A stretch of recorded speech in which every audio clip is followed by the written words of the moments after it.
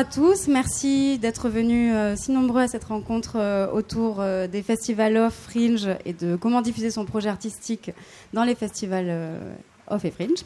Nous accueillons Renato Lombardo du Milano Off, Cathy Quinn de la Edinburgh Fringe Society, Hakim Wieland du Buffer Fringe et Nixon Pitacage du Festival Off d'Avignon. Nous sommes en direct sur la plateforme UArts Live pour cette rencontre. N'hésitez pas à envoyer le lien à des personnes qui ne pourraient être présentes. Et je vais passer la parole à Nixon. Alors, bonjour à tous. Alors, avant de commencer la réunion, je vais juste faire quelque chose qu'on ne le fait pas, mais je vais faire une petite performance.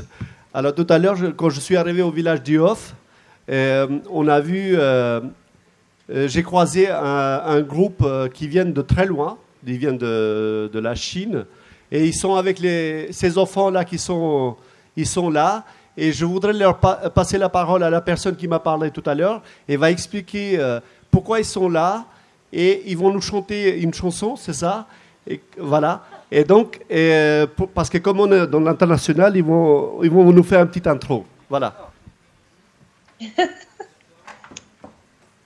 Merci. Bonjour, nous sommes un chœur d'enfants venant de la Chine, Tianjin. Et les enfants sont handicapés. Ils sont malentendants depuis la naissance. Et avec les implants cochléaires dans ses oreilles, ils commencent à parler et commencent à chanter. Et nous avons beaucoup de volontaires qui aident les enfants à parler et à chanter. Et cette fois-ci, nous venons de participer au festival choral en Provence. Et après, on est arrivé ici pour participer à ce festival. On a préparé 3 petits spectacles par les enfants. Et maintenant, ce matin, nous sommes très, très heureuses de rencontrer le monsieur et le président. Et il nous invite de faire un spectacle pour vous. Donc maintenant, je voudrais inviter tous les enfants sur scène ici. Ok, on va chanter une chanson pour vous. Merci.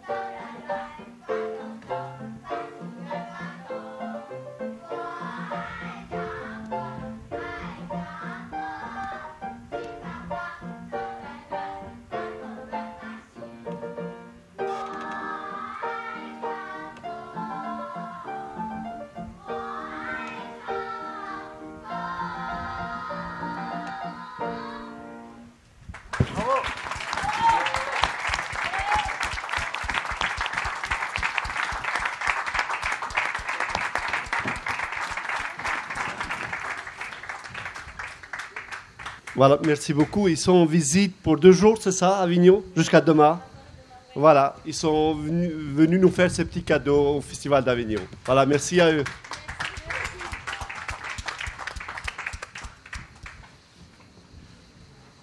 Je réalise que je n'ai pas présenté Karen, qui est avec nous par Skype, dans l'écran, et qui représente le Fringe de Copenhague. Donc, nous allons revenir à cette rencontre autour des Fringes. Un grand merci aux enfants pour leur prestation. Et je vais peut-être donner la parole à Karen pour qu'elle présente le Fringe de Copenhague et CPH Stage, la structure qu'elle représente. Karen ? Merci beaucoup. Est-ce que vous m'entendez ? Oui. Oui. Très bien. Je vais m'exprimer en anglais. J'ai fait de français à l'école, mais je suis un petit peu perdue. Mais je comprends ce que vous dites, donc c'est vraiment formidable. Sur la scène de Copenhague, ce n'est pas un Fringe Festival ordinaire. Il a commencé par les 5 théâtres de Copenhague qui n'avaient que des festivals internationaux, donc il manquait un festival pour les... Donc le Fringe ne s'occupe pas de tout le programme. Ce sont les lieux de Copenhague qui s'assurent que le programme est mis en place. Le festival par lui-même n'est pas curateur. C'est pour ça que nous voyons comme un Fringe Festival. Et grâce à Gabriel, donc la vie bouge d'une drôle de façon, je me suis liée avec le réseau Fringe nordique. Nous avons commencé à faire des liens avec eux. Et à Brighton Festival, nous avons montré les représentations des pays nordiques. Nous avons un certain nombre de représentations d'ouverture internationaux. Le curateur est donc travaille en collaboration avec le reste de l'équipe et nous avons également un conseil et nous avons des journées internationales. C'est quelque chose de similaire à ce que vous faites. Nous l'appelons donc une réunion pour les invités internationaux et nous l'utilisons également comme pour faire une exposition danoise. Et nous avons 5-6 présentations avec des curateurs. Dans ce sens, nous avons porté beaucoup d'efforts en coopération avec la Fondation des Arts au Danemark et les spectacles vivants pour amener du monde à Copenhague au cours de ces journées. C'est une excellente opportunité pour les artistes internationaux de rencontrer ces personnes. J'aimerais vraiment insister sur le fait que ces journées internationales sont également une réunion des arts vivants et une possibilité pour les représentations internationales qui jouent à Copenhague. S'il y a quelqu'un qui est intéressé pour jouer sur la scène de Copenhague, il y a beaucoup d'opportunités ou ailleurs au Danemark. Et je conseille aux gens de contacter le festival. Donc, vous pouvez contacter moi, le producteur du festival, vous pouvez m'oster moi ou donc Gabriel. Posez-lui des questions si vous êtes intéressé. Vous pouvez envoyer un email. Ce que vous faites habituellement. Donc, nous essayons de regarder les représentations, nous essayons de faire le lien avec des lieux au Danemark. C'est en fonction des lieux s'ils souhaitent se joindre, s'ils souhaitent une collaboration. Mais nous communiquons à ce sujet et nous faisons le lien entre les artistes. Nous avons eu 12 représentations, je crois, venant de représentations internationales qui ont été jouées au festival. Il y en a de Hongrie, le Brésil, Les pays nordiques, il y en a eu plusieurs. Et l'année prochaine, pour l'édition 2020, nous allons commencer pour la première fois à faire une collaboration avec le réseau nordique, plusieurs festivals Fringe dans les pays du Nord. Il vient de Adam, donc qui vient du festival le plus ancien où nous faisons de Stockholm, où nous faisons. Vous pouvez signer, vous pouvez demander à faire partie du festival. Mais c'est un festival assez difficile. Ils sont tous des festivals Fringe dans le sens où vous collaborez avec les lieux et vous n'êtes pas mis en scène directement par le festival lui-même. Nous sommes très heureux de vous aider et également attention que vous soyez informés, que toutes les informations sur ce développement circulent. Et encore une fois, je voudrais insister, n'hésitez pas à me contacter et poser toutes les questions. Je ne sais pas, je pense pas dire grand-chose de plus. N'hésitez pas à poser des questions si vous le souhaitez. Merci de m'avoir invité. Merci beaucoup, Karen. Donc, nous allons continuer. Ensuite, nous prendrons les questions du public plus tard, si vous restez avec nous. Oui, je suis curieuse, je souhaite entendre. Je vais passer le micro à Hakim, si vous voulez parler donc une fois du Bafokeng, Hakim Wieland. Nous représentons le festival Bafokeng Festival, c'est le directeur artistique de la 5e édition, donc l'année dernière, et je le mentionne parce que à Chypre, nous avons donc une rotation, nous avons un changement chaque année. Chypre, donc ça s'appelle le Bafokeng, parce que nous sommes dans la zone tampon des Nations Unies. Chypre est une île divisée entre les Chypriotes turcs et les Chypriotes grecs. Donc 2 communautés principales. Ce matin, comme je l'ai dit, il y a 3 autres communautés. Il y a les Arméniens, latins et les communautés maronites. Mais les plus grandes sont grecques et turques. Et parce que l'île est divisée, il y a donc une grande division entre la dernière capitale divisée au monde, Nicosie, et vous avez donc la partie nord et la partie sud. Ceci dit, les gens qui ont démarré le Bafokeng, Hope Corporation, une coopération qui s'intéresse à un processus de paix pour rapprocher les communautés, pour réduire la méfiance entre les communautés, en proposant également un espace sûr dans la zone tampon où les gens peuvent se retrouver, partager et simplement se rencontrer. Les frontières sont ouvertes. Donc, en 2004, donc depuis 2004, la zone tampon était ouverte. Depuis 2013, nous avons ce festival Fringe. Parfois, à l'origine, il y avait un petit festival qui a grandi jusqu'à l'année dernière, la 5e édition. Nous avons monté différents scénarios dans l'histoire.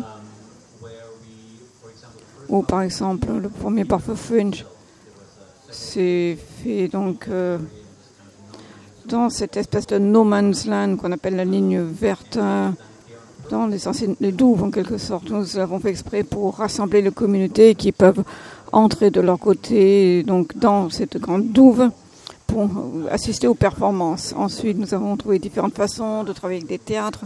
L'année dernière, nous avons essayé un nouveau format. J'étais directeur artistique pour faire 2 scènes donc, qui étaient miroirs dans l'ancienne place de marché, le marché turc et l'ancienne place de marché côté grec. L'un est un qui fonctionne, l'autre est donc un espace multifonctionnel. Mais nous l'avons réutilisé et nous avons construit une scène au nord et une scène au sud, face l'un à l'autre, pour tenter, forcer, mais pour nourrir cette idée d'aller au-delà de la frontière. Il y a certaines représentations qui étaient disponibles au nord, uniquement au nord, d'autres uniquement au sud, d'autres dans les deux. Ça a encouragé les gens qui vivaient donc à Chypre à passer la frontière pour aller dans le territoire de l'autre communauté. C'est une situation un petit peu compliquée à Chypre. Mais le Parfofringe est vraiment devenu, c'était moins un moteur, une façon de montrer les spectacles vivants, une façon d'aider au processus de paix entre les communautés. C'est notre point de départ. Et soit j'en parle maintenant ou j'en parle plus tard sur les différents programmes que nous avons réalisés. Par exemple, l'année dernière, j'ai initié cette idée. Il m'a semblé qu'il y avait 3 domaines qui étaient sous-développés. Un, c'était le développement artistique, l'autre, le développement du public, et un, c'est une sorte de mise en réseau entre les communautés qui faisaient là les communautés de théâtre sur l'île. Donc la première initiative, on appelait les micro-formats, en dehors de la scène principale, nous avons des micro-formats. Ça s'appelle Duets.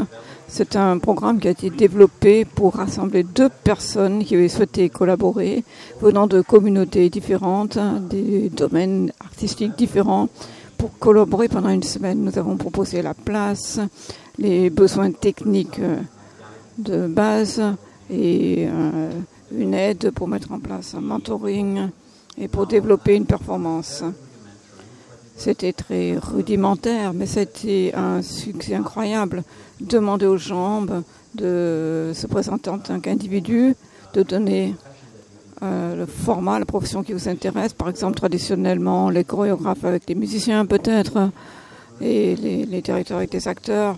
Et nous avions envie d'avoir des acteurs qui travaillent avec des architectes, des compositeurs qui travaillent avec des sculpteurs.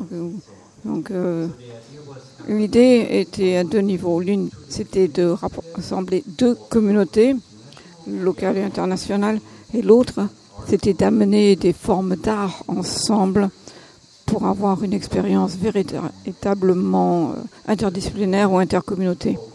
Ces gens se sont représentés pendant une semaine. Nous avons eu ce programme pendant une semaine. Nous avons trouvé des partenaires comme des troupes de danse, les théâtres, des organisations internationales, qui avaient des endroits de répétition à proposer. C'était très basique. Vous avez un espace, donc, vous voulez une performance, donc faites une demande et nous avons mis les gens en relation en fonction de leur thème. S'ils étaient intéressés pour un exemple, il y en a un. Une personne voulait parler de la tendresse, l'autre de la peau comme étant l'organe le plus important. Donc voilà, il y a une correspondance. On parlait de la peau, la question d'intimité et ainsi de suite. Surtout les gens qui ont choisi une performance, il y en a un qui a donc été choisi pour mettre sur la scène principale. C'était un grand succès. C'était très faible budget de notre côté. Nous avons toujours besoin de budget, donc c'était une très bonne façon pour nous de rassembler les gens. L'autre chose, c'était satellite. L'idée était que les performances que nous invitons sur la scène principale d'une internationale, par exemple, nous avons choisi un certain nombre qui pouvaient faire une présentation dans d'autres théâtres autour de l'île, à Limassol au sud, à Pavas au sud, au Kalinia dans le nord. Il était très important d'en amener un.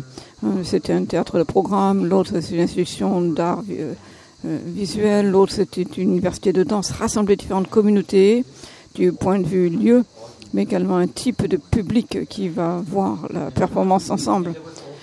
Et il y avait également du fait qu'il n'y avait pas de budget et dire pourquoi quelqu'un viendrait d'Égypte, par exemple, à Chypre, ou des États-Unis à Chypre, pour venir sur faire une seule performance sur la scène principale. Je sais, donc j'aime bien aller quelque part et j'aime donc faire un spectacle plus d'une fois.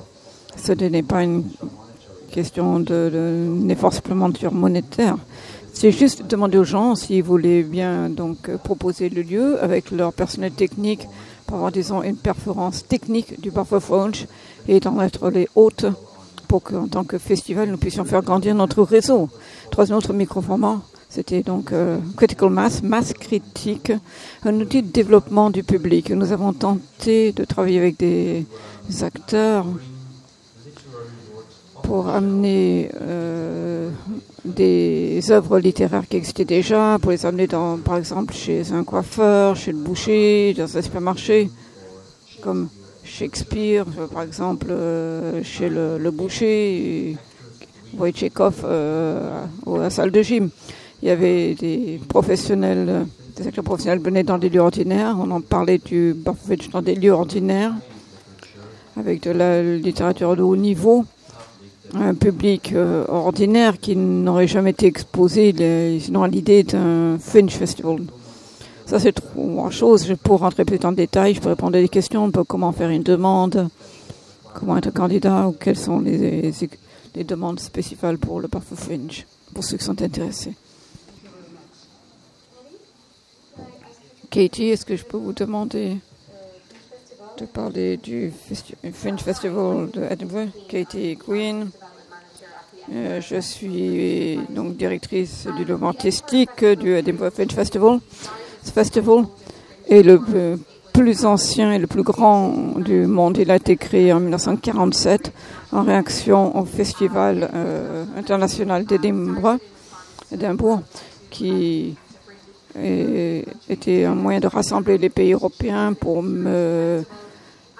réparer les liens abîmés par la Seconde Guerre mondiale. Tous les gens qui allaient prendre part, donner des invitations. Il y avait 8 compagnies au début qui ont décidé de se montrer. Donc c'est arrivé à Édimbourg. Elles ont apporté leurs spectacles, leurs costumes, leurs accessoires. Ils ont mis en place leur propre lieu.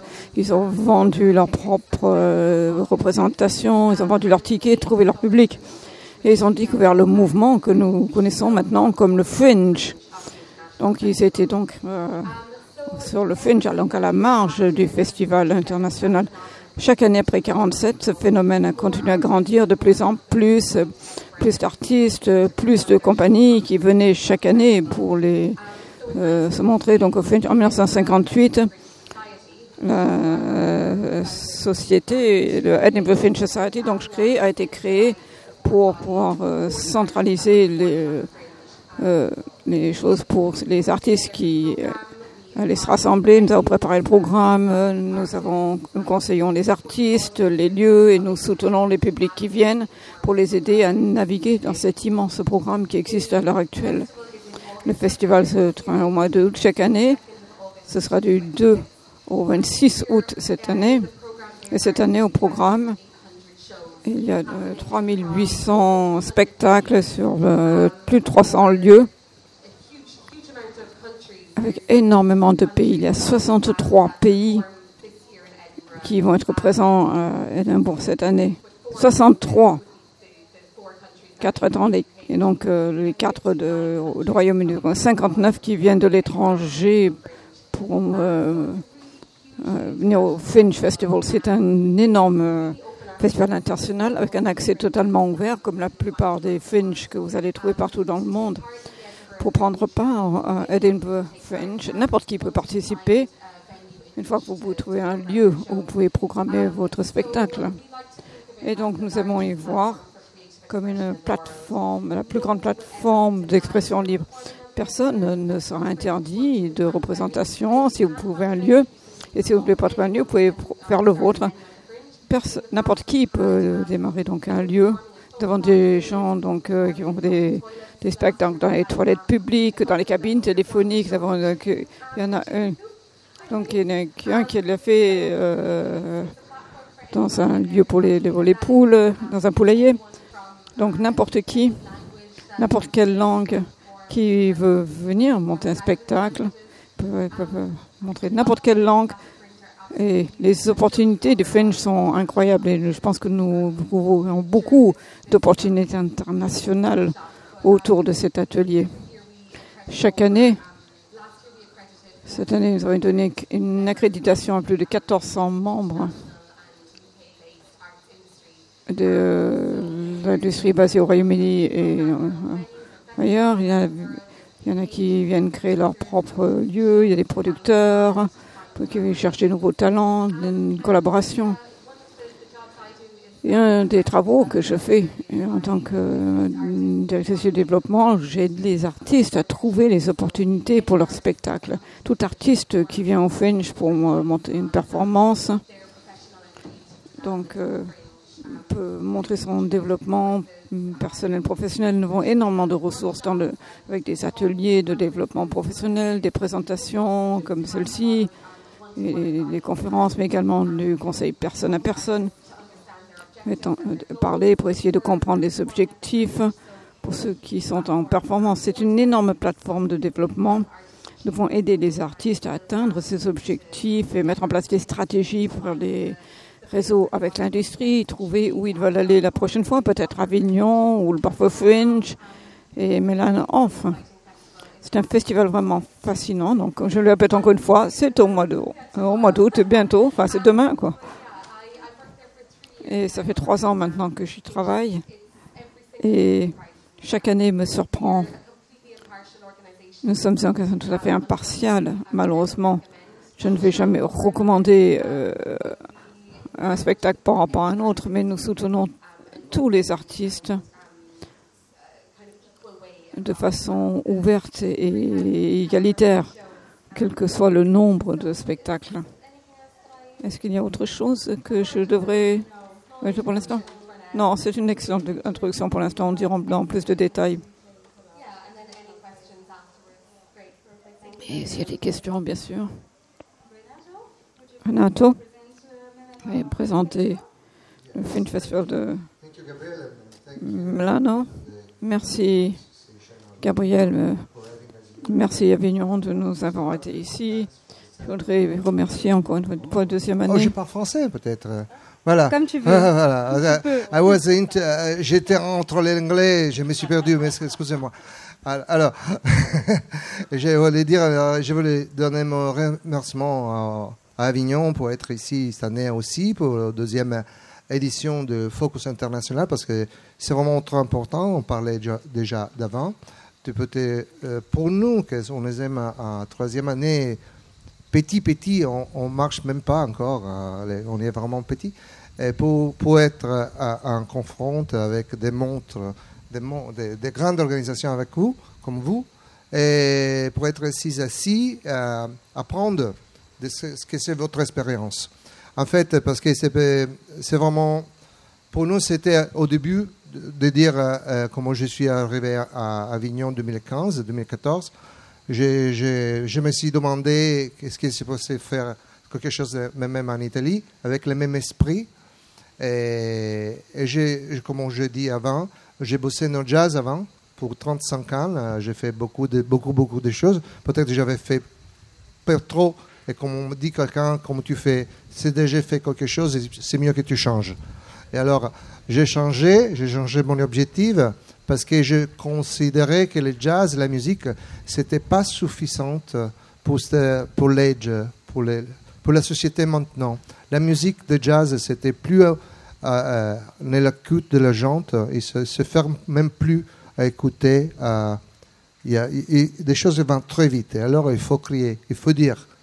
Alors, le théâtre off, je pense que c'est la nouvelle manière, c'est pas nouvelle, c'est la manière que je me veux engager pour dire et mettre en place un système qui déjà existe. Et en Italie, ça n'existe pas encore. Je n'ai pas dit que ça n'existe pas, ça existe, mais pas très connecté à ce système que vous avez mis en place. Et alors, je vous remercie pour les partenariats que vous m'avez donnés, que ce n'était pas seulement un partenariat pour dire, il m'a ouvert les portes à le système, à tout les 2 questions que j'avais posées, et il m'a aidé beaucoup à trouver les solutions maîtrisées naturellement à l'Italie. Et alors, la première année, c'était un festival qu'on a monté en pensant comment on peut donner de bonheur à la gente, comme on peut dire que c'est la culture, c'est importante. Et là, c'est quelque chose d'intérieur, on a pensé au bonheur intérieur brut, que c'est quelque chose qu'au bout d'un temps, c'est déjà un paramètre qu'il prend le produit intérieur brut. C'est quelque chose à dire à la gente qu'il y a besoin, qu'on y a besoin. C'est alors, on a mis ça comme notre mission pour renouveler à la gente que c'est important de se regarder à l'intérieur et pratiquer toutes les choses que ça te donne de bonheur, ça porte de bonheur. Parce que quelquefois, on oublie. On oublie l'importance de la culture, on oublie l'importance d'être heureuse. On se met toujours dans la bourre, surtout à Paris ou à Milan, on est toujours à la bourre, on court, on ne sait jamais pourquoi. Alors, on va où? Je ne sais pas. Et en fait, si tu as un pile en rouge, en fait, le directeur de la banque t'appelle ta carte bancaire et tu vas couvrir. Mais si tu as un rouge des fils de bonheur intérieur brut, personne t'appelle et après tu cours au psychologue, je ne sais pas. Tu auras des maladies, c'est sûr. Et alors, on a pensé d'apporter ce concept. Et à monter un festival petit, que c'était un marketing territorial pour après Expo à Milan, pour un quartier qui s'appelle Isola, c'est le bois vertical. Vous avez vu, il y a ce grand bâtiment tout vert, haut. Alors, on a fait là les premières années, mettant ensemble les commerçantes avec des petites îles de culture. Hein. En fait, on dit les théâtres sont des petites îles de culture dans un quartier. Par contre, si nous on ramène 100 personnes par jour par chaque spectacle, ça fait des dizaines de milliers de personnes qui arrivent dans le quartier. Et ces personnes, il va garer, il va manger, il va boire, et tout un commerce qui c'est autour du théâtre. Et en fait, nous qui on gère les théâtres et les spectacles, on vit que de la recette et pas de tout ce qui est autour. Et alors, j'ai essayé d'expliquer ça et dire pourquoi pas, ça c'est une ressource pour les quartiers. Pourquoi on met ensemble que chaque commerçant prend une carte et met un centime chaque achat pour maintenir le théâtre. Ce n'est pas forcément d'être subventionné pour l'État, parce que c'est autre question. Là. Et là, ça a commencé à mettre en place ce système-là pour les premières années. Et comme j'ai dit tout à l'heure, j'ai vu grand soutien de mes amis, chers amis, qui m'ont donné l'aval, comme Dario Fo, Stefano Bollani, beaucoup d'amis qui m'ont apporté. Et il s'était fait 4-5 lieux et 20 compagnies. Après, l'année après, on débauchait ça sur tous les quartiers de Milan. On a mis 16 théâtres en relation et ça commençait à grandir. Hein. Mais en fait, on a vu que les théâtres à Milan n'étaient pas encore prêts pour faire ça. Parce que ce sont des petits théâtres avec des personnes, deux personnes qui gèrent ça. Et on n'a pas la force d'arriver après la saison en juin, de mettre aussi ça en place. Mais on a essayé quand même. Et on a vu 50 compagnies venir d'Israël, d'Espagne, de Suisse, et beaucoup de toute l'Italie.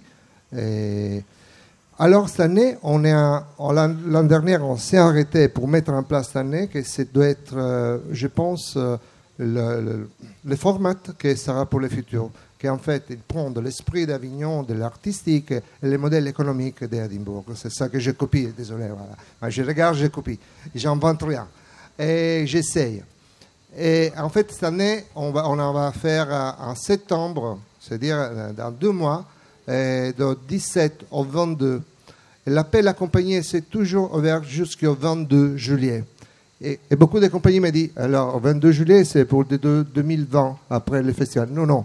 C'est maintenant, c'est en septembre, parce qu'en Italie, on fait comme la pizza. Tu le mets au four, tu la manges. On est toujours là. 22 juillet, et en septembre, on fera le festival. Et vous pouvez trouver tout en ligne. Même l'opérateur, s'il veut mettre ça, vont venir voir qu'est-ce que ça passe. Il y a une application pour l'opérateur. Et ça passera avec un village, comme ça, avec beaucoup de choses qui se passent à l'intérieur, confrontation. Et il y a un côté de musical off, un côté de monologue, et le théâtre, il fera un peu le spectacle un peu plus structuré. L'application, ça coûte 15 €. Après, le théâtre va choisir ces spectacles, et ça sera 3 spectacles chaque théâtre, et la novité, c'est que les 3 spectacles que ça fait à 2 heures de crayon chacun, après les 5 jours de spectacle, les 50% de la recette hors taxe sera partagé également pour chaque compagnie il a fait sa performance au théâtre. Ça, c'est pour soutenir tous les dépenses et pas se mettre trop en compétition. Et on va essayer ça. Alors là, je m'arrête et je pense que je vais présenter ce nouvel concept. Après, s'il y a autre question. Merci. Merci Renato. Je passe le micro à Nixon Pitacage, donc le vice-président d'Avignon Festival et Compagnie, qui est l'association qui coordonne le Festival Off d'Avignon, pour qu'il nous présente le festival et sa 54e édition. Oui, donc on est au Festival d'Avignon. Normalement, on essaie de savoir tout ce qui se passe ici. Alors, le Festival d'Avignon, il a été créé il y a 53 ans, en 1966 exactement. Une petite pensée d'ailleurs pour Benedetto, que ça fait 10 ans que il a disparu. Et Bertrand Hureau, son camarade, il est parti l'année dernière. Voilà. Le Festival d'Avignon, je vais ramener un tout peu par rapport à ce qui s'est dit là, et aussi l'expérience qu'on a eue un petit peu avec Gabriel quand on est allé à Édimbourg au mois d'août l'année dernière, dans le forum international des Fringe. Il y avait 38, je crois. On était 38 festivals à ce moment-là. Il y a eu une semaine de discussions, de débats, des rencontres. Et on s'était rendu compte que, en fait, les Fringe sont lancés toujours dans un moment particulier. Car juste après la guerre, Hakim, il est dans un endroit extrêmement particulier, au milieu d'une histoire extrêmement forte. Et en fait, on a tendance à oublier ça parfois, que le Fringe, souvent, c'est un cri fort, un cri qui devient politique. Et au fur et à mesure du temps, parfois, quand on s'installe, Fringe d'Édimbourg, nous ici au Festival d'Avignon Off, on a tendance à oublier que c'est parti de ce cri et qu'il faut le garder. Et ce cri qui doit être politique, qui doit rester politique, pas forcément toujours des textes politiques, mais chanter. Faire un spectacle en chantant et aller en Chypre ou en Espagne ou en Italie, faire entendre la langue française, c'est politique. Tous ces étrangers qui viennent en France, pour moi, c'est politique, c'est très intéressant. Et parfois, il y a eu un moment, je crois, dans le Festival d'Avignon, on a oublié qu'il fallait qu'on les reçoive bien, qu'on soit heureux aussi. Et je suis plutôt content que depuis quelque temps, on a pris conscience que tous ces étrangers qui viennent là, et qui viennent partager leur expérience, c'est une bonne chose. Maintenant, nous, les Français, on a tendance à oublier ou on est un peu casanier ou peut-être qu'on a suffisamment d'endroits où on a suffisamment d'endroits à diffuser. Mais en tout cas, mon souhait, ce serait qu'on voyage un peu plus, même si c'est très compliqué. C'est très compliqué parce que la vie coûte de plus en plus cher, du coup. Et la vie coûte de plus en plus cher et que c'est normal que les artistes doivent être payés aussi pour ce qu'ils font parce que c'est un travail. Et c'est un peu contradictoire avec les Fringe. Parce que c'est vrai que quand on était allé au forum et quand nous, on a présenté le Festival d'Avignon Off, il y a plein de choses à corriger, évidemment. Mais on s'est rendu compte, on était parmi les rares Fringe en tout cas, les rares Festival Off était celui qui la préoccupation de payer les artistes était au centre du projet actuel. Donc, du coup, comment faire pour diffuser, parce que c'est le sujet aussi, comment faire? beaucoup d'envie, beaucoup d'espoir et beaucoup d'exigences et parfois aussi d'essayer de dépasser les peurs et d'accepter d'y aller un petit peu dans l'inconnu. Et je m'adresse à moi-même d'ailleurs aussi, hein, parce que j'ai tendance à ne pas trop bouger. Et on me fait le signe de la tête là-bas au fond, oui, c'est vrai. Et pour moi, c'est très important parce que moi, à chaque fois, quand je pars à l'étranger, quand on travaille à l'étranger, quand je rentre en France, je ne sais pas pourquoi, il y a deux facettes. À la fois très en colère et très heureux aussi. Donc, je ne sais pas, c'est le voyage, l'air, de prendre l'air plus loin et venir aussi avec des nouvelles idées. Et il faut y penser. Il faut y penser. Et donc, c'est pourquoi aussi, nous, dans le Festival d'Avignon, et notamment avec le travail de Gabriel, hein, on a comme exigence d'organiser ces rencontres. On a lancé l'année dernière, c'est la deuxième année, j'espère qu'il y aura d'autres années. Et donc, je ne vais pas être plus long, je vais juste dire merci à mes amis à gauche, à droite et tous ceux qui sont passés ce matin et qui vont passer pendant 3 jours. Merci de venir jusqu'à nous parce que c'est important. C'est important qu'on se rencontre, qu'on discute, qu'on se dispute aussi peut-être. Et qu'on se rappelle que nous avons le devoir d'y aller voir ailleurs. Je te remercie, Nixon. Et je vais proposer qu'on refasse un petit tour de nos intervenants pour qu'ils nous expliquent, donc, si ça n'a pas été fait, comment les contacter, comment contacter les théâtres. Est-ce qu'il y a un formulaire de participation? Est-ce que c'est les festivals qui font cette mise en relation? Est-ce que c'est les théâtres directement qui font leur programmation? Quel type de programmation de spectacles internationaux on trouve? Quels sont les spectacles internationaux qu'il y a? Est-ce que c'est des systèmes de surtitrage en langue originale? Est-ce que c'est bien d'arriver avec un spectacle dans la langue ou plutôt un spectacle visuel pour entrer dans les choses concrètes? Et après, si vous voulez bien, on passera un temps d'échange sur ces questions-là. Karen, est-ce que je peux te laisser... Karen, can I let you begin? Karen, est-ce que je peux vous laisser commencer? Vous avez donné des explications, donc comment on peut faire le lien avec les autres, mais vous l'avez déjà dit, mais peut-être que rapidement on pourrait revenir un petit peu et parler de performances internationales. Nous pouvons trouver. Oui, avec plaisir. Je crois que pour commencer, je vais dire ce qui fonctionne bien au Danemark, parce que je travaille également dans une agence où nous faisons des tournées dans le bureau du Fringe Festival, donc pour regarder vers le futur. Et c'est toujours très sensible quand vous allez dans un autre pays, si vous êtes capable de trouver le public.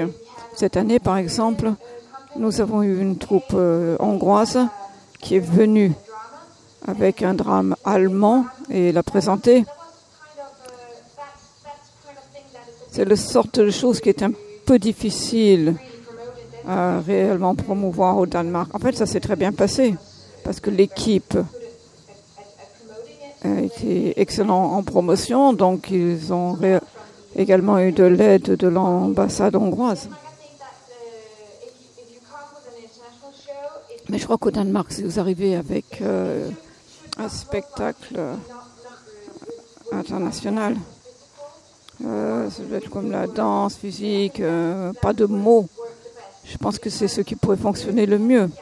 Il y a une tendance, je n'en suis pas fière, il y a une tendance, même si la plupart des jours, les gens connaissent 2 langues ou plus, il y a une tendance. Nous n'avons pas la tradition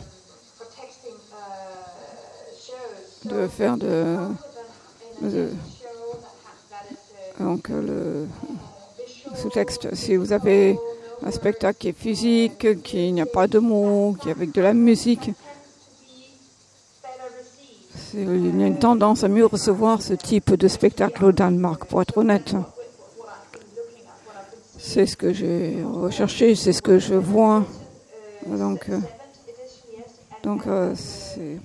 c'était la 7e édition et donc je regarde les spectacles qui ont réellement réussi au Danemark. Et il faut être prêt également, comme quand vous allez n'importe où dans d'autres lieux. Il faut être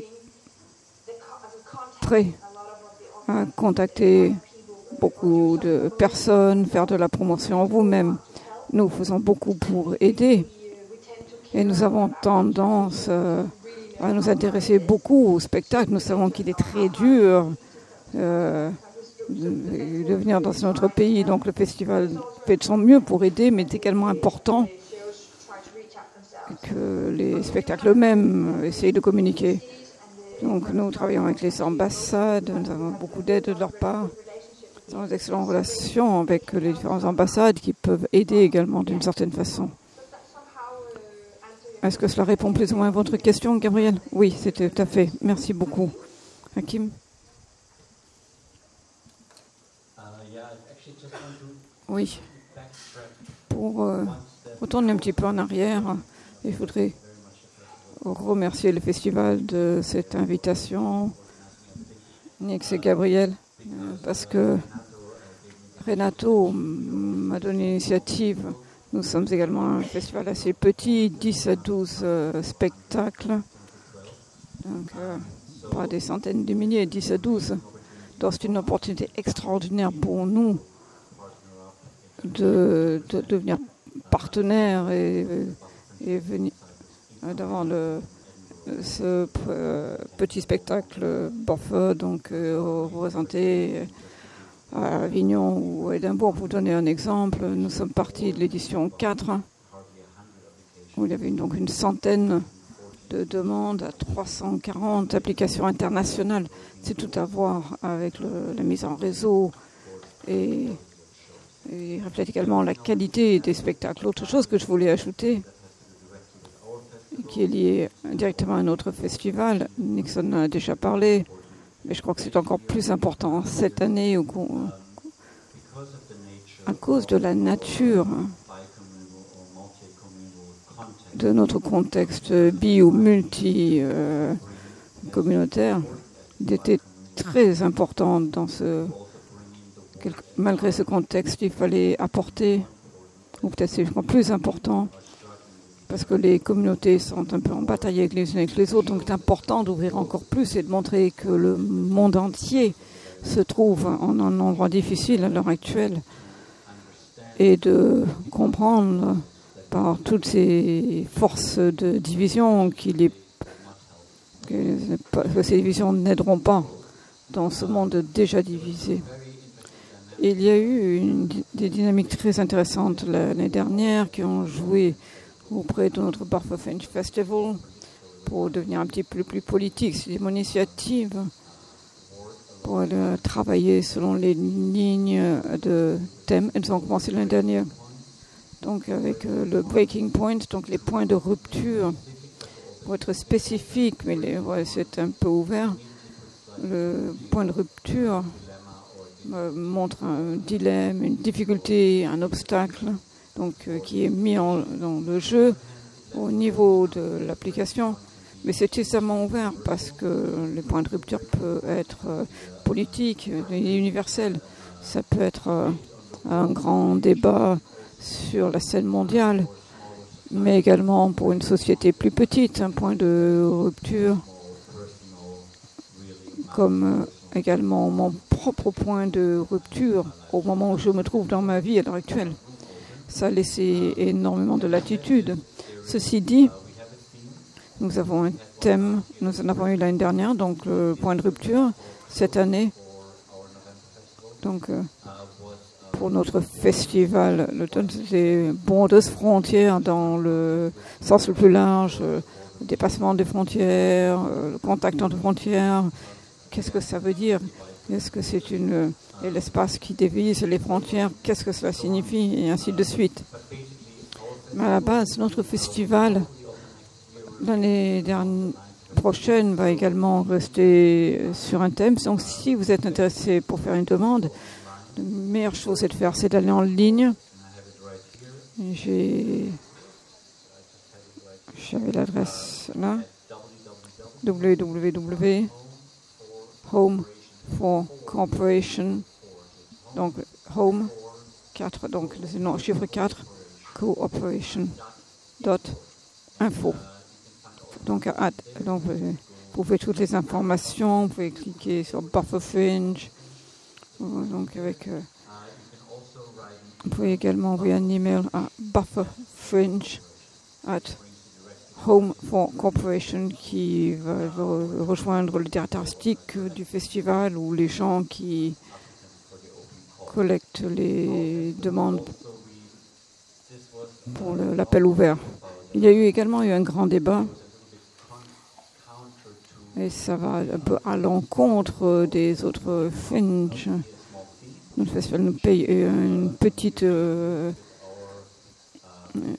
petit montant, nous n'avons pas de ticket, donc c'est ouvert au public. Donc il va y avoir donc une petite contribution malgré notre budget qui change un petit peu d'une année à l'autre. Et nous proposons le logement, les choses comme ça. Mais peut-être que pour les petites troupes, c'est plus facile de faire une demande. Comme nous l'avons entendu avec le Danemark, les performances qui utilisent peu de langage sont sans doute un peu favorisées parce que nous avons deux communautés différentes au point de vue langue déjà. Ça ne veut pas dire qu'il n'y a pas eu de performance avec les tirades d'une heure d'un bout à l'autre. Ça facilite un petit peu. Mais le théâtre visuel, les performances, donc plutôt que juste un théâtre qui parle, c'est sans doute plus facile que d'autres. Bon, je crois que c'est tout pour l'instant. Donc je reviendrai pour y revenir plus tard. Katie?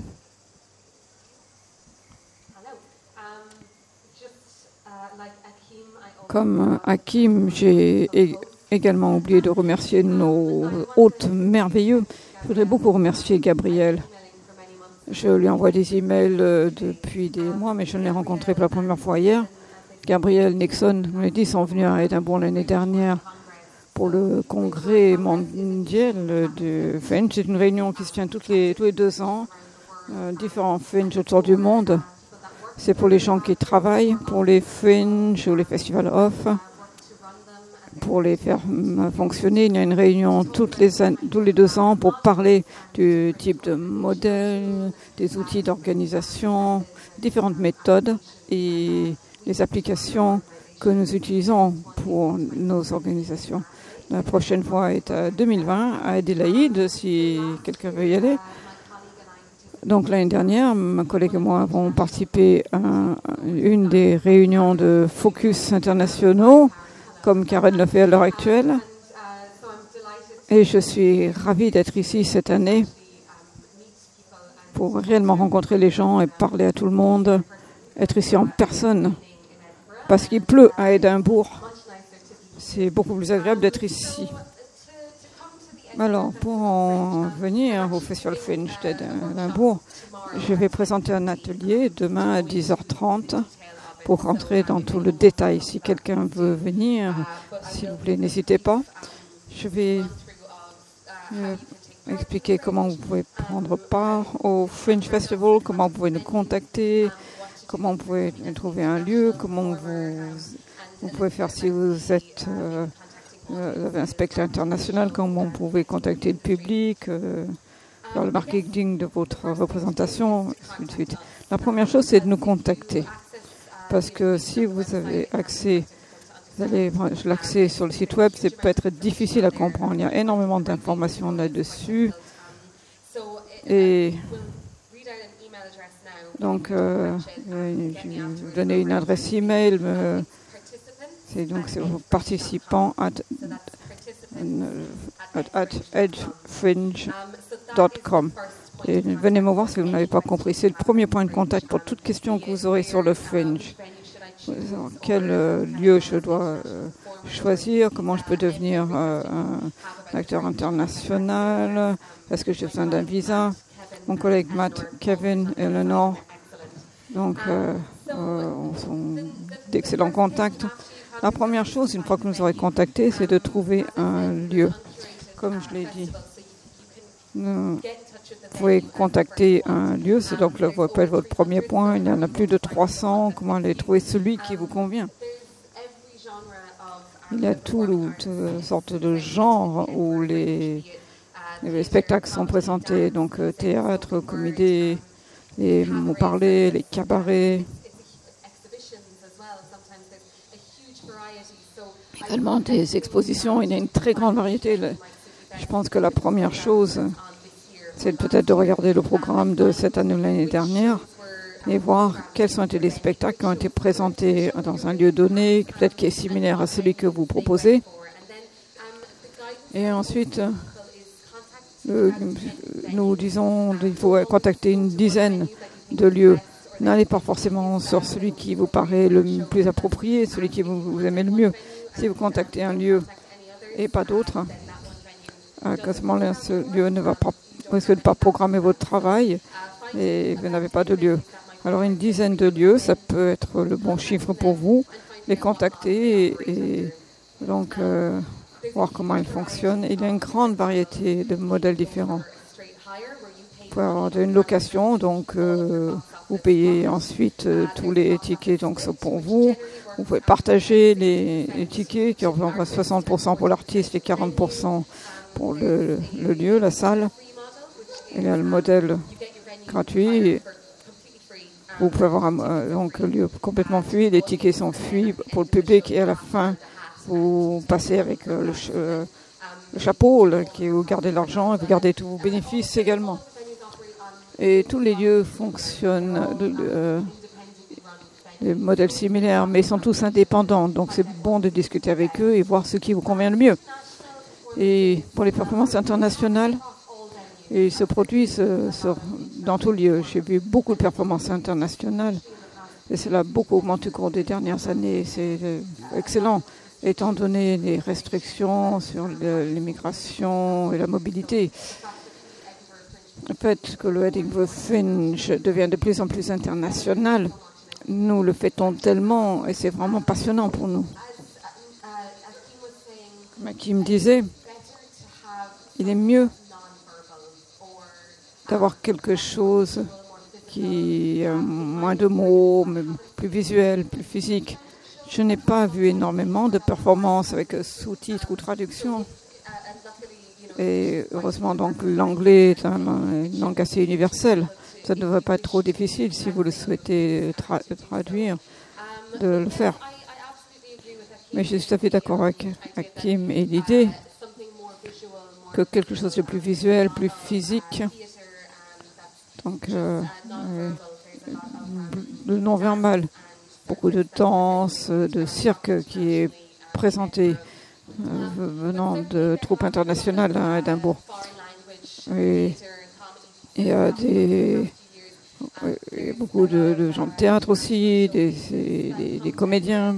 Il y a beaucoup d'expositions qui viennent à Édimbourg. Donc, c'est l'exposition de travaux soutenus par le gouvernement qui viennent à Édimbourg pour utiliser la plateforme pour ouvrir les opportunités internationales pour s'engager avec le marché du tourisme et qui existe chez bien certains pays qui ont des expositions cette année. Le Canada, la Chine, la Finlande, l'Italie, le Japon, la Nouvelle-Zélande, l'Irlande du Nord, Québec, la Suisse, Taïwan et le Pays de Galles. Juste pour cette année. Chaque année, il y a une grande quantité de pays qui viennent pour montrer un travail international et ils constituent tout un programme autour de ça. Ils ont un réseau disponible, il y a différents modèles. Certains sont soutenus par les gouvernements et par des conseils des fonds artistiques. D'autres sont financés, d'autres se rassemblent simplement et s'autofinancent et ramènent leurs bénéfices et se soutiennent collectivement à Édimbourg. Donc il peut y avoir des opportunités pour un groupe d'artistes français ou de troupes pour se rassembler pour faire une exposition donc pour la France. Nous aimerions bien que cela se produise. Nous sommes heureux de les aider. Si vous amenez un spectacle, vous n'êtes pas allé à Édimbourg avant et vous voulez comprendre comment avoir un public pour votre travail, surtout si c'est international et vous n'avez pas une base au Royaume-Uni, Édimbourg, c'est un endroit incroyable à Édimbourg. Il n'y a pas seulement le Edinburgh Fringe, il y a également le Festival international, le Festival de livres, le Festival du jazz, le défilé militaire, le Festival du film, juste avant, énormément de festivals qui se passent autour de la même date. Et également, il y a également une grande population de touristes à Édimbourg. La population d'Édimbourg est multipliée par 3 au mois d'août. Donc vous allez trouver un public pour votre travail, quel que soit votre travail. C'est une question de savoir de quoi parle votre spectacle. Comme à Avignon, sortir. Et il y a beaucoup de distribution de flyers qui se passent. Il y a des rues et des rues de gens. Il y a le fameux Royal Mile qui est au centre de la ville, dans l'ancienne ville, que nous fermons la circulation et pour nos événements de la rue. Donc tous les jours, il y a des performances qui se passent tous les jours, il y a des scènes. Donc vous pouvez monter, vous pouvez faire de la promotion pour le spectacle. Il y a des gens donc, qui distribuent des pliants donc en costume. Il y en a un qui est habillé en pigeon qui est venu me donner un dépliant l'année dernière. C'est bien, si vous pouvez expliquer de quoi parle votre spectacle en 30 secondes, vous n'avez pas de problème, vous allez avoir un public. En dehors de ça, je pense que surtout, voir quand est-ce que vous allez au Fringe, parler avec nous le temps que possible. Nous pourrons vous mettre en contact avec d'autres personnes qui travaillent comme vous. Et nous pourrons vous aider à faire le marketing de votre spectacle. Nous avons un bureau des médias qui peut parler de la conception de leurs flyers, leur communiqué de presse, comment ils peuvent obtenir un public. Et vraiment l'équipe de développement des artistes qui mettent en place les artistes avec des programmeurs, pour avoir les bonnes personnes pour vos opportunités. Je crois que c'est tout ce que je veux dire là-dessus. Je suis sûre qu'il y aura des questions plus tard. Merci. Qu'est-ce que je peux dire après ça? Je ne sais pas. Attends, parce que je pense à quelque chose que mon festival il a déjà fait depuis plus de 50 ans. Alors, you know what I mean? No.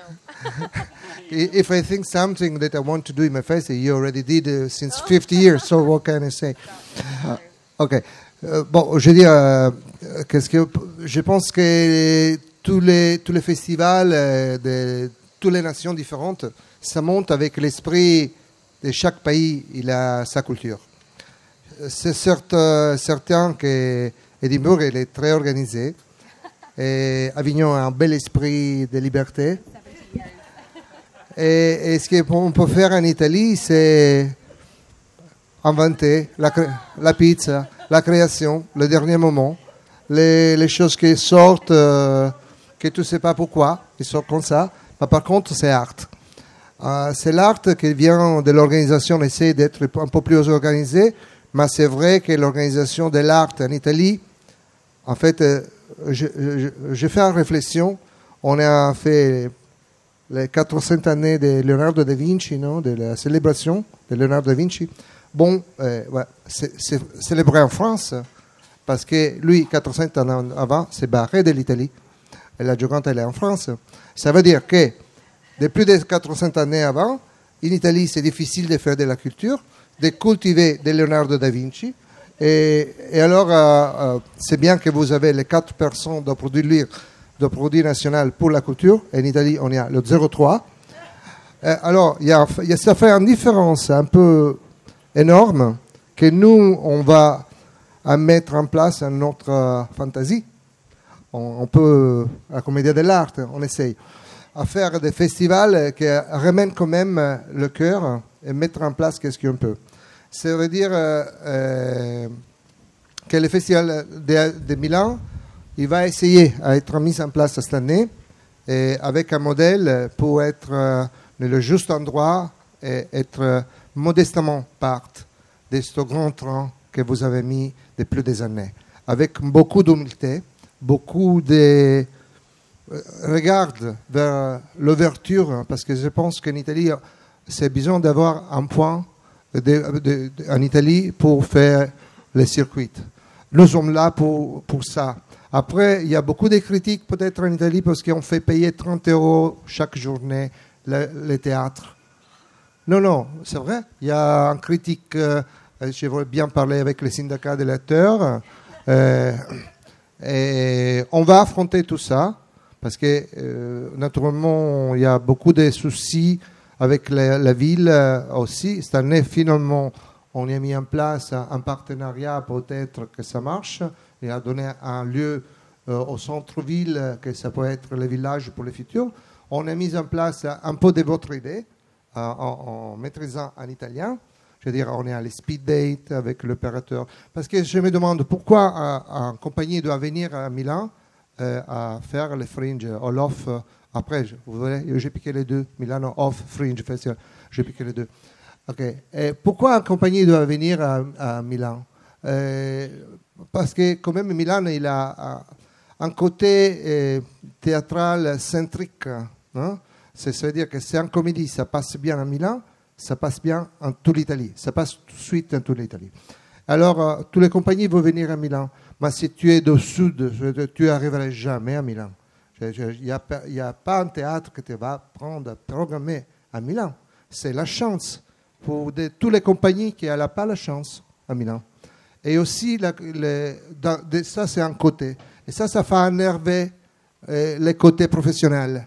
Parce que ça met un peu à l'idée de se mettre en question avec des projets pas subventionnés, pas sous la couverture d'un grand théâtre, pas de tout couverte, mais c'est le cœur de qui a rien et qui monte son projet avec la force et la liberté de voyager et de prendre des risques. Et ça sent après dans l'émotion qu'ils mettent. Et fait trembler un peu l'establishment de constitutionnel, comment dire, des grands théâtres et des grandes compagnies toujours bien subventionnés et bien sûrs que ces projets sont les meilleurs, pas parce qu'ils sont les meilleurs, parce qu'ils sont les plus protégés. Alors, nous sommes le festival qui aide à sortir ça, le vrai Fringe Off, et qui peut être un point de connexion. On va essayer cette année, comme je dis avant, techniquement, je dis, Milan, c'est aussi une grande ville.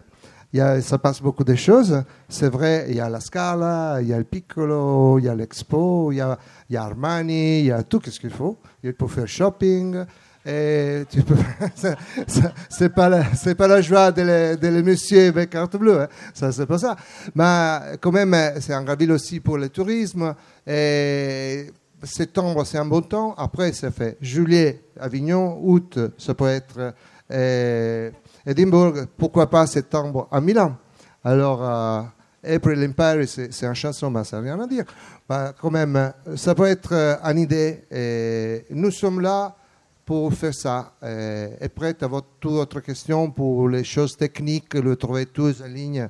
Ça veut dire, la chose que je vous demande, c'est que vous voulez aller en ligne et mettre votre application comme opérateur, même si vous suivez le festival, si venez pas, même si venez pas, que si vous mettez votre nom comme opérateur, ça sera bien pour nous aider à dire qu'on est en contact avec des opérateurs qui après les compagnies peuvent contacter. C'est ça l'important. Merci. Et quel type Est-ce que tu penses que le Milano Off, on peut venir avec un texte qui n'est pas en italien, avec des surtitres? Quelle est l'habitude du public à Milan? Est-ce qu'il faut plutôt venir avec un spectacle visuel? Est-ce qu'il y a une habitude du texte? Qu'est-ce que tu penses de cette question-là? Alors, je crois que Milan est prête à tout, c'est un métropole. Il est prêt à tout. Comme j'ai dit samedi après-midi, on a un grand théâtre, c'est le Piccolo Théâtre, qui a tout fait. Je veux dire, Streller, elle a tout fait là-bas. Et théâtre, il y a tous les langages de tout le monde, il y a 45 000 abonnés. Mais c'est vrai qu'ils sont fermés à l'idée, je vais à la Scala, je vais au Piccolo Théâtre. Ils ne pensent pas que tout ça, ça peut passer ailleurs. Il faut juste dire que tu peux trouver ça à la Scala, mais aussi tu peux le trouver le petit théâtre, le petit festival de Milano Off. C'est pas qu'il manque le public, il manque l'argent pour la communication. C'est ça. C'est pas qu'il manque, c'est ça le problème. Parce que si on communique, on aura l'argent pour communiquer bien les choses que ça passe. Alors, Milan elle est prête à tout, l'Italie est prête à tout. Après, ça dépend de la compagnie, comment l'attaché de presse, comment il faut faire à tous les. Nous sommes vraiment ouvertes et on va bien hospiter des compagnies. Tu sais bien, on y a beaucoup parlé. Pour moi, le langage, c'est quelque chose qui doit être comme l'écriture originale. Et j'imagine un théâtre qui ramène les cultures originales, soit dans la parole, soit dans le geste. Et comme on a fait avec monsieur qui est venu, tu peux. Il y a autre manière pour communiquer l'esprit de la pièce et faire rentrer les spectateurs dans notre endroit de la pièce et de l'émotionnalité de la pièce. Il existe beaucoup de technologies maintenant et c'est à nous qu'on a toujours le regard un peu plus avant. On est obligé à faire ça.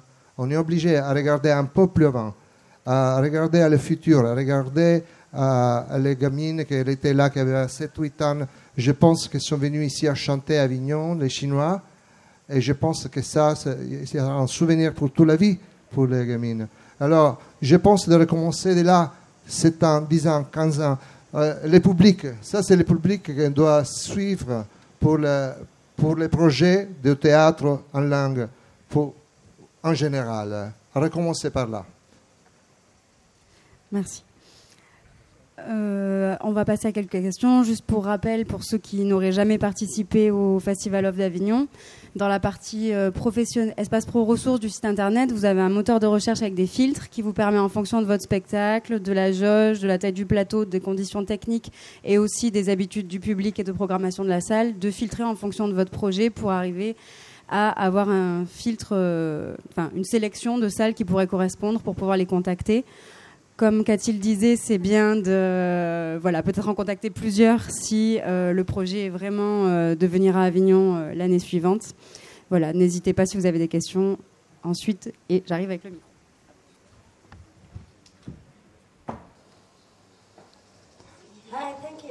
Merci. Je peux poser la question en anglais ou en français, comme vous le souhaitez. Peu importe. Bonjour, Karen. Garde.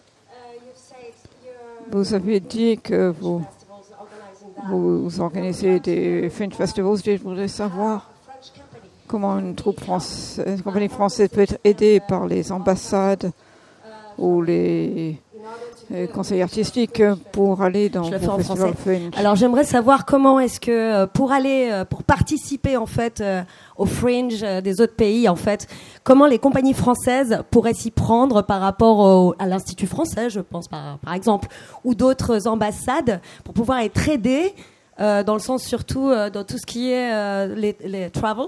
C'est-à-dire l'hébergement, vous avez parlé en fait, ils ont une possibilité d'héberger des gens, mais tout ce qui est hébergement, voyage, repas sur place, qui pourrait être une aide de la part des ambassades.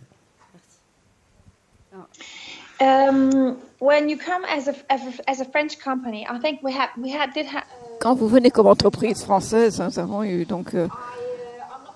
Je ne suis pas très sûre comment le financement côté français est fait. Je sais qu'au Danemark, il y a une ambassade française. Nous avons donc un ambassadeur français à Copenhague qui est très impliqué dans le milieu culturel. Donc, il se concentre spécifiquement sur les artistes français qui viennent au Danemark. Et nous avons également un institut français, également basé à Copenhague. Je sais qu'ils aident également les artistes. Je ne sais pas à quel point l'ambassade peut aider du point de vue économique, l'ambassade française et l'Institut français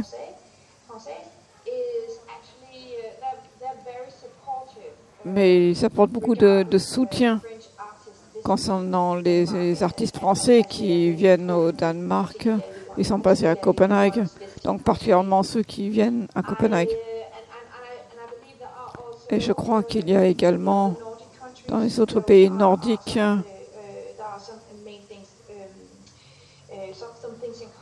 des points en commun. Mais pour Copenhague, pour la scène danoise à Copenhague, nous avons vu des artistes français qui viennent à Copenhague. Oui, ils aident, ils obtiennent un soutien pour aller chercher leur public, comment naviguer dans le festival. Oui. Je ne sais pas si c'est une bonne réponse. Alors, quelques petits éléments de réponse. En France, les agences régionales accompagnent beaucoup l'aide à la mobilité internationale. Donc, en fonction de votre territoire, ça peut être bien de vous rapprocher des agences régionales. L'Institut français a également des aides à la mobilité. Après, je sais que l'Institut français à Édimbourg, je crois, a une programmation. Peut-être que Cathy pourra nous en parler un petit peu. Alors, je ne sais pas comment ça s'organise. Je vais lui passer le relais peut-être pour qu'elle nous dise comment est organisé l'Institut français à Édimbourg. Est-ce qu'il programme uniquement des spectacles français? Comment se mettre en relation avec eux? Est-ce que tu sais un petit peu est-ce qu'il y a des aides financières du coup? Oui, c'est vrai que l'Institut français à Édimbourg est un lieu, donc une salle. Et ils ont un certain nombre de salles, je ne sais pas, qui programment uniquement des spectacles français. Je crois qu'il faut une variété avec différentes langues. J'ai regardé sur notre site web plus tôt et je ne vois, je crois que 6 spectacles qui viennent de France à Édimbourg cette année. Et pourtant que je sache, l'Institut français a un programme plus important que 6. Alors j'imagine qu'ils ne mettent pas que des spectacles français. Mais si vous voulez des conseils pour venir, comment une compagnie française peut venir à Édimbourg, et pouvez démarrer avec une organisation qui connaît le Fringe Festival du point de vue français, l'Institut français, c'est un bon point pour démarrer. Je peux vous donner l'adresse email plus tard si vous le souhaitez. J'ai un contact, Daniel Bowden. Je crois qu'il a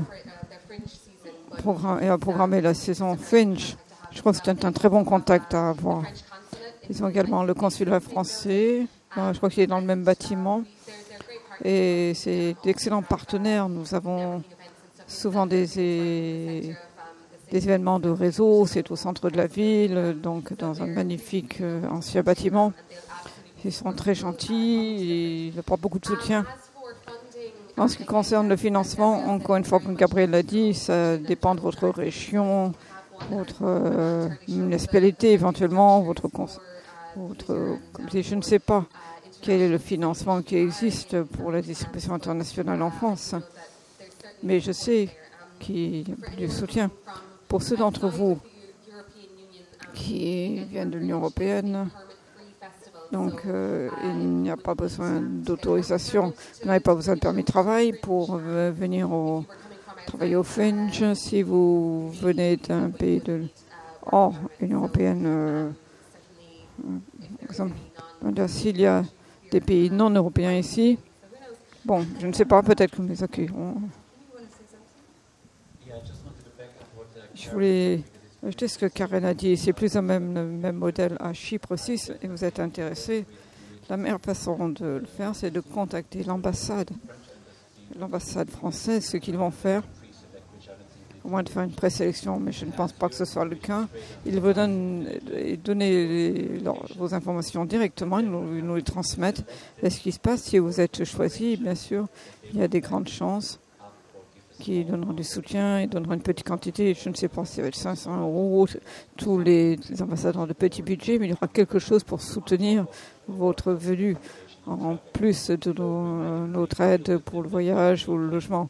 Pour nous mettre d'accord avec eux, s'ils peuvent couvrir les frais de voyage, nous pouvons assurer le logement. Mais c'est certain que ce sera bénéfique. Une autre question peut-être? Moi, je vais aller en français pour l'instant. Je voulais savoir, particulièrement pour Édimbourg, si on fait le festival, est-ce que comme pour le festival Avignon Off, vous avez un listing de programmateurs qui est accessible aux compagnies? Est-ce que donc on peut avoir sur Internet la liste de tous les programmateurs, donc je suppose beaucoup qui viennent, pour pouvoir leur envoyer les plaquettes et les informations du spectacle? Parce que nous, de France, on ne les connaît pas, les programmateurs, en fait. C'est difficile. Je vais répondre en anglais. Oui, nous avons, l'année dernière, 1400 membres de l'industrie, programmeurs, agents, producteurs. Et ce qui se passe, si vous venez voir mon équipe, nous allons prendre cette liste. Si vous nous parlez de votre spectacle, vous nous dites de quoi ça parle, quels sont vos objectifs, ce que vous souhaitez. Si vous voulez faire une tournée, quelle échelle est-ce petit, moyen, grand, et c'est une comédie ou autre, c'est avec ou sans en mots, visuels. Et une fois que nous vous aurons parlé, nous comprenons ce que vous voulez, nous allons vous aider à identifier des gens sur cette liste qui correspondent à votre spectacle. Nous prendrons cette liste, elle est trop grande, et nous allons filtrer pour donner peut-être une liste de 150 personnes qui recherchent du travail similaire au vôtre. Vous aurez leur adresse email, quelques mots sur leur organisation, ce qu'ils cherchent à programmer,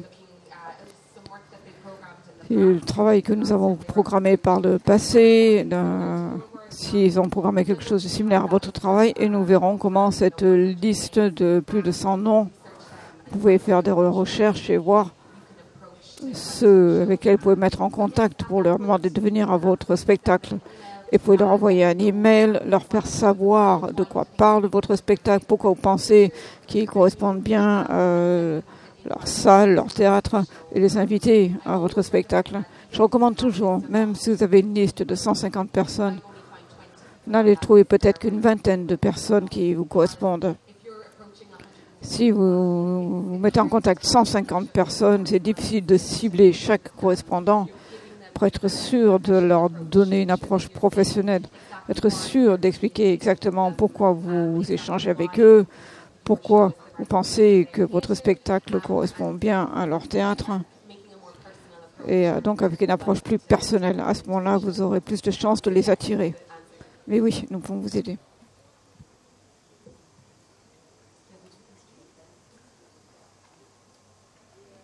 Any more questions? J'ai une question pour Renato. Je ne sais pas si c'est un secret de l'industrie. Nous en avons parlé hier soir.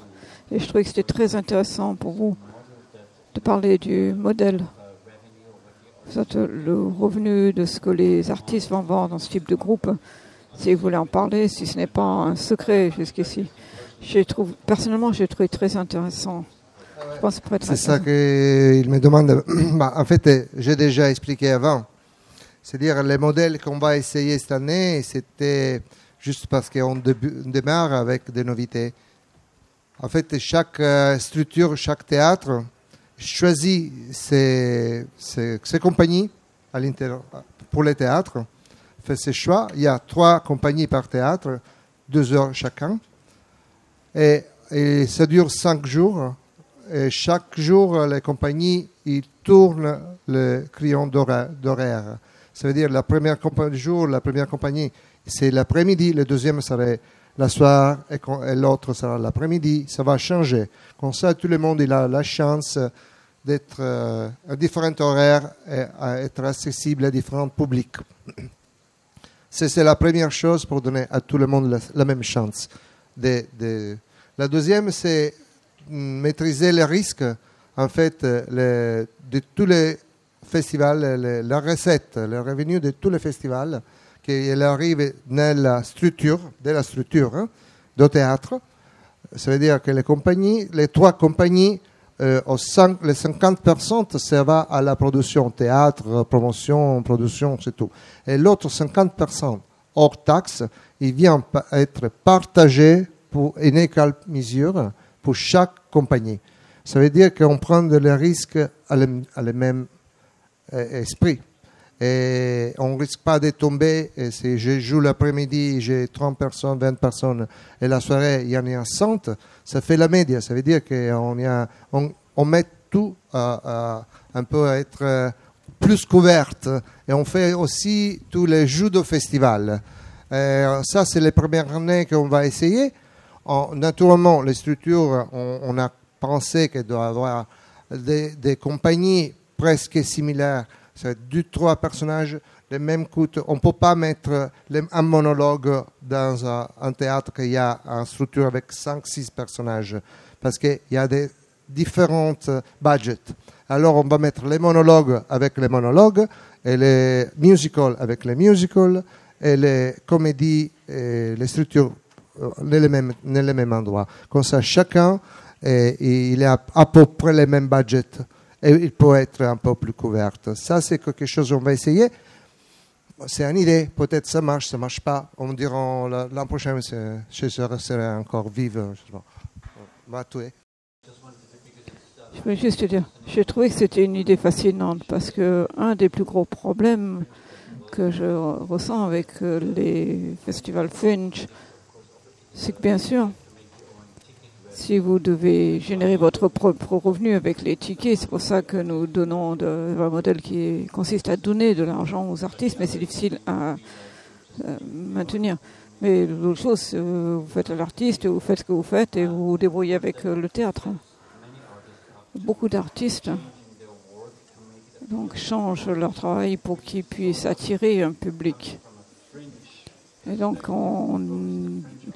ça détourne l'aspect du fringe et on travaille sur un aspect plus commercial.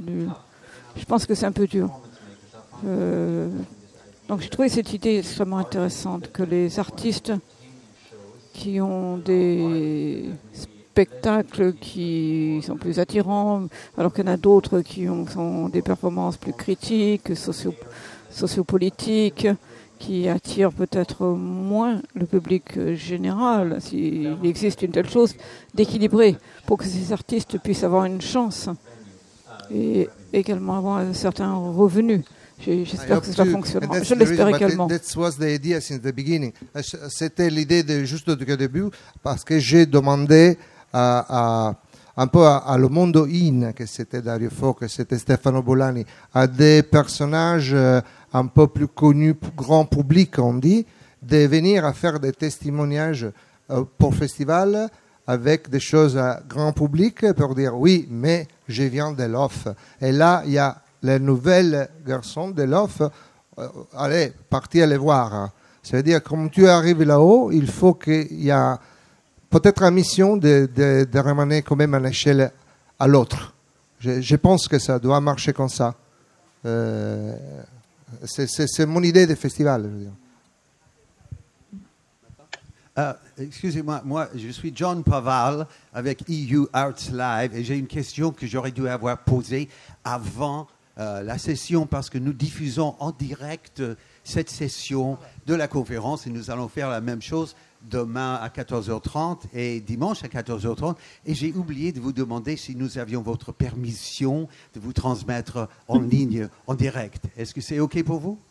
Bah, c'est déjà fait, monsieur. Oui, c'est déjà fait, mais si j'ai la permission après, je dis à nos avocats, après, ils ont donné l'avis. Ben, c'était juste pour dire ça, c'était un grand plaisir de vous entendre. Et je veux, demain après-midi, à la même heure, nous allons avoir un autre panel où je vais parler un peu plus de notre projet pour mettre le théâtre en ligne dans des formats interactifs qui recréent l'interactivité de la salle de spectacle, quelque chose que le seul écran passif de télévision et cinéma ne peut pas faire, mais que les compagnies de théâtre peuvent faire pour eux-mêmes en saisissant les moyens de production. Je dis rien de plus pour maintenant, mais merci. Merci. Merci pour le consentement. Est-ce qu'il y a une autre question ? Eh bien, alors, on va peut-être remercier nos intervenants et clore la session. Donc, un grand merci à Karen de s'être rendue disponible pour ce Skype. Un grand merci à Hakim, à Cathy, Renato et Nixon. Et n'hésitez pas à venir leur parler de manière plus informelle si vous avez des questions à leur poser. Ils sont là pour ça. Bonne journée. Merci. Bonne journée. On continue avec les scènes francophones d'ici quelques minutes si vous voulez rester et continuer à réfléchir à l'international avec nous.